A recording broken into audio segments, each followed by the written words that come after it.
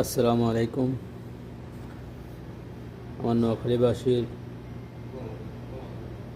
আপনারা বহুত কষ্টতে আছেন, বিশেষ করে ফেনী, তারপরে আমাদের বেগমগঞ্জ, নোয়াখালী, এদিকেও লক্ষ্মীপুর, সবাই কষ্টে আছে, বহুত দুঃখে আছে। অনেক ক্ষয়ক্ষতি হয়েছে, অনেকের ঘরবাড়ি ডুবে গেছে। আশ্রয় কেন্দ্র যাই, তারা যা আশ্রয় নিতেছে, ফেনীর থেকে অনেক লোক এদিকে আসতেছে।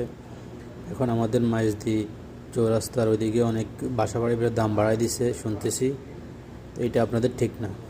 আপনারা আরও মানুষদেরকে আশ্রয় দিবেন ফ্রিতে, না পারলে ডিসকাউন্ট দিবেন হালকা পাতলা। আপনারা আরও দাম বাড়াই দিয়েছেন, এটার কারণ কি? প্লিজ আপনারা এরকম করবেন না। এবং কি দোকানদাররাও বেলে মোমবাতি, খানার জিনিসপত্র বেলে দাম বাড়াই দিছে। মানুষের সাথে এরকম করবেন না, আপনারা সুযোগের সদ্ব্যবহার করবেন না, প্লিজ।